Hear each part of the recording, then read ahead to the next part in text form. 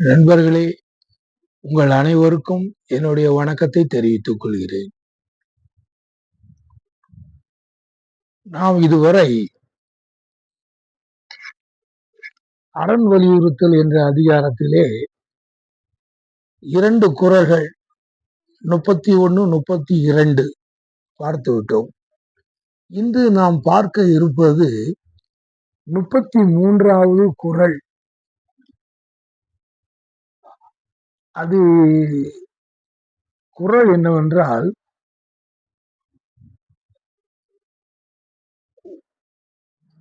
ஒல்லும் வகையான்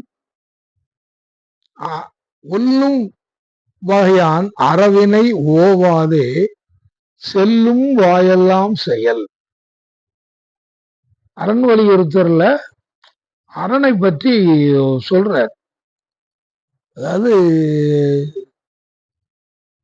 அரண் சொன்னாச்சுன்னா அது என்ன செய்யறது அப்படின்ட்டு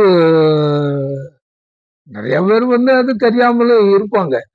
அதை நாங்க என்னையா செய்யணும், அரண்னு சொல்றீங்களே, நாங்க என்ன செய்யணும், அது அதுக்குன்னு சொல்லி அந்த அற செயல்கள் அதை எப்படி செய்யறது, அதுக்கு இன்னும் ஒரு தனி நேரம் உண்டா, அதுக்கு இன்னும் தனி இடம் உண்டா, அது இந்த ஒரு சூழ்நிலைகள்ல தான் செய்யணுமா, அதை எப்படி நாங்க செய்யறது அப்படின்னு சொல்லிட்டு இந்த மாதிரி ஒரு சந்தேகங்கள் எல்லாமே வரும்.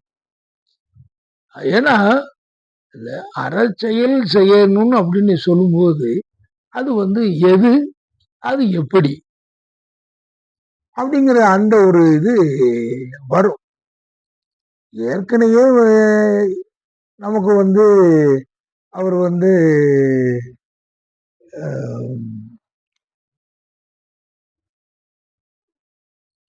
எல்லாம் சொல்லியிருக்கார். சிறப்பை கொடுக்கக்கூடியது அறம், அதை விட ஆக்கம் வேற இல்லை அப்படின்னு சொல்லிட்டு. அப்போ இப்போ அவர் அத சொல்றார். இப்ப நீங்க ஒல்லும் வகையான், அப்போ அப்படி சொல்லும்போது அவர் அதுதான் பதில் சொல்றாரு. உங்களுக்கு உங்களுக்கு இயலக்கூடிய வகையில ஒல்லும் வகையான், உங்களுக்கு உங்களுடைய வசதிக்கு தகுந்தாப்புலன்னே கூட வச்சுக்கலாம். உங்களுக்கு எப்படி உங்களுக்கு முடியுதோ அதுக்கு தக்காப்புல ஒல்லும் வகையான் அறவினை ஓவாதே, அந்த அறவினைகள் அப்படிங்கிறது நிப்பாட்டாம செல்லும் வாயெல்லாம் செயல். நீங்க எங்க போனாலும் சரி, காலையில எழுப்பி ஆபீஸ் போகும்போதுனாலும் சரி, இல்ல ஒரு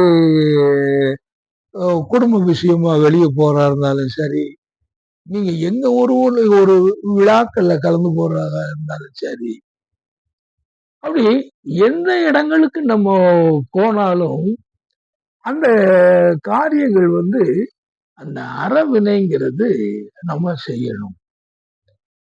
இந்த அறவினைன்னு சொல்லும்போது அது ஆங்கிலத்துல அது எத்திக்ஸ் அப்படிம்பாங்க. அதாவது எத்திக்கல் பிஹேவியர், அதுக்கப்புறம் எத்திக்கல் ஆக்ட்ஸ், அந்த அறமான நடவடிக்கைகள், பிஹேவியர், அதாவது எத்திக்கல் ஆக்ட்ஸ், அந்த அறமான காரியங்களை அதை செய்யறது. இப்பதான் ஒரு இடத்துல ஒரு திடுதுப்புன்னு போற இடத்துல ஒரு பதட்டங்கள் உண்டாகி மக்கள்லாம் அங்க எங்கன்னு சிதறிக்கிட்டு இருக்காங்க, போய்கிட்டு இருக்காங்கன்னா, நாம அதுல நாம முதல்ல அதை தெரிஞ்சுக்கிட்டு இது என்னதான் சூழ்நிலை அப்படின்னு சொல்லி அந்த மக்களை அவங்க ஒரு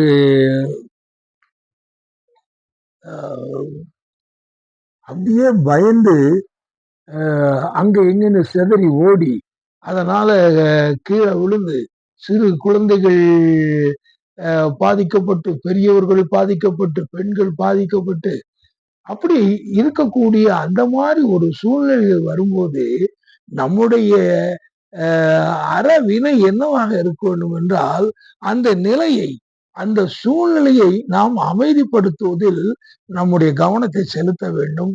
எல்லாரையும் அ ஒரு பக்கமாக நாம் ஒதுக்கி எல்லாரையும் அமைதியாக இருக்க சொல்லி, எல்லா ஆட்களையும் சிறு குழந்தைகளை அவர்களுடைய தாய் தகப்பனோடு சேர்க்கவோ, அப்படி இந்த மாரி பிறகு அங்க இருக்கக்கூடியவங்கள், அங்க உள்ள அத்தாரிட்டி சொல்லக்கூடியத கேட்டு, நாமளும் அதற்கு தற்காற்போல் நடந்து கொண்டு, மற்றவர்களையும் அதுக்கு தற்காற்போல் நடக்கச் சொல்லி, ஏதேனும் ஆபத்தான காரியங்கள் நடக்க வாய்ப்பு இருக்கிறதால், அதை தடுக்கக்கூடிய ஒரு சூழ்நிலையை அதை நாம் செய்து, இப்படி இந்த மாரி நீங்க பார்த்தீங்கன்னா, எல்லா இடங்கள்லயும் வரும்.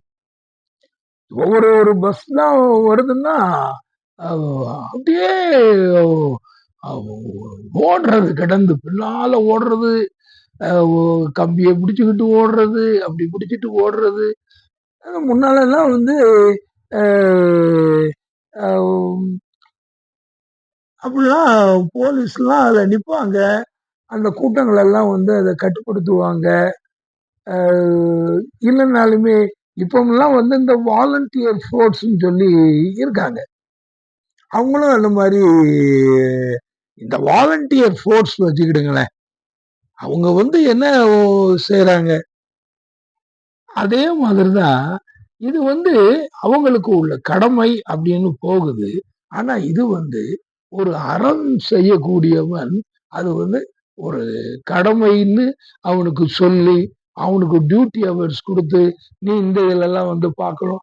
அப்படிப்பட்ட ஒரு அ காரியக்காரன்ல அறவினை செய்றோம். அவனாகவே அவனாகவே தன்னுடைய ஒரு ஒரு காரியங்கள், நல்ல காரியங்களை செய்ய வேண்டும். அது எந்த இடமாக இருந்தாலும் சரி. ஒரு பஸ்ல போகக்கூடிய இடமாக இருந்தா முன்னெல்லாம் கூட நீங்க பார்த்தீங்கன்னா, அ கொஞ்ச காலத்துக்கு முன்னால அ எப்பம்ன்னா, இப்போ ஒரு 30, 40 வருஷம் இருக்கும்னு நெனைக்கிறேன். அப்போலாம் நீங்க பஸ்ல நீங்க ஏறி போனீங்க அப்படின்னு சொல்லியாச்சுன்னா, அந்த நம்மள விட சிறியவர்கள் உட்கார்ந்திருப்பாங்க. ஆனா பெரியவர்கள பார்த்த உடனே, "அப்படி எழும்பி இதுல உட்காருங்க நீங்க. நாங்க நின்னுட்டு வரோம்." அப்படின்னு சொல்லுவாங்க. இதெல்லாம் ஒரு எத்திக்கல் பிஹேவியர். அ நம்ம சில நேரத்துக்கு, "இல்லம்மா நீங்க உட்கார்ந்துக்கிடுங்க. இல்ல தம்பி நீங்க உட்காருங்க" அப்படின்னு நாம சொல்லுவோம். "இல்ல, இல்ல நீங்க கண்டிப்பா உட்காருங்க" அப்படின்னு சொல்லுவாங்க. ஆனா இன்னைக்கெல்லாம் நீங்க பார்த்தீங்கன்னா, யங்ஸ்டர்ஸ் அப்படி புத்தம்புது யங்ஸ்டர்ஸ் மாறாங்க. அவங்க ரொம்ப ஒரு அ நம்மள மாரி ஆளாக கூட இல்ல, ரொம்ப வயதானவர்களாக இருக்காங்க. அவங்க அப்படி ஏறி நின்னுகிட்டு அப்படி கஷ்டப்படுறாங்க. ஐயா வேற கஷ்டம் ரொம்ப நெரிசல் இல்லாம இருந்தாலும் கூட, ஒரு நிக்கிறதுக்கு தான் இடம் இருக்கு, உட்கார்றதுக்கு வழி இல்லன்னா, எங்கேயோ இருந்து கூப்பிடுவாங்க. "வாங்க அண்ணாச்சி இங்க வாங்க. இதுல உட்காருங்க." அப்படியெல்லாம் இன்னைக்கு இல்ல. புத்தம்புது இளைஞர்கள் அவங்க பாட்டுக்கு அப்படி உட்கார்ந்துகிட்டு, அவங்க பாட்டுக்கு போயிட்டு இருப்பாங்க. இதெல்லாம் அந்த ம் பள்ளிக்கூடங்கள்ல அதெல்லாம் படிச்சு குடுக்கும்போது, அந்த சிவிக் சென்ஸ் அப்படிம்பாங்க. அந்த மாரி அந்த ஒரு மக்கள் மத்தியிலே எப்படி நாம் நடந்து கொள்வது என்பது, அது அது பள்ளிக்கூடங்களிலே கற்றுக் கொடுக்கப்படுகிறது. அதை அதுக்கு எல்லாம் மீறி நம்முடைய நடவடிக்கைகளை இந்த அறமான காரியங்களாக இருக்க வேண்டும் என்பதற்காகத்தான், இந்த மாரி திருக்குறள் மாரி புத்தகங்கள், அ எ நாலடியார், அ ஔவையாருடைய எழுத்துக்கள் அப்படின்னு சொல்லி இவங்க எல்லாம் பார்த்தீங்கன்னா எல்லாமே அந்த அறங்கள் சொல்லக்கூடியதுதான். இப்போ குட் சமாரிட்டன் அப்படின்னு சொல்லி ஒரு கதை உண்டு. அந்த குட் சமாரிட்டன் கதை என்னன்னா, அஹ், ஒருத்தர் வந்து போய்கிட்டு இருக்காரு. அவர் வந்து கள்ளர்களால வந்து அஹ், தன்னுடைய உடைமைகள் எல்லாம் பறிக்கப்பட்டு அடிபட்டு ரோட்ல விழுந்து கிடக்காரு. ஆனா போற வரவங்க யாருமே அத வந்து அவரை கவனிக்காம அப்படியே போய்கிட்டு இருக்காங்க. அந்த சமாரியன்கிறவன் வந்து ஒரு வகையில வந்து அஹ், ஒரு சாதாரண மனிதனே வச்சுக்கிட்டுங்களேன். இப்போ நம்ம வந்து போய்கிட்டு இருக்கோம். இப்படி அடிபட்டு கிடக்கோம்னா, ஐயா ஒருத்தர் வந்து ஒரு எல்லாரும் அவங்க பாட்டுக்கு போறாங்க.